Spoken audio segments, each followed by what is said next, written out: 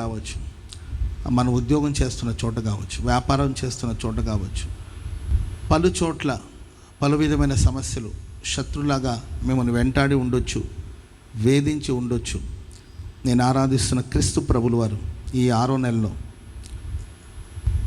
శత్రులందరి మీద దేవుడు జయమిచ్చి నీకు నెమ్మదిని కలుగు చేయునుగాక, నెమ్మదిని కలుగు చేయునుగాక.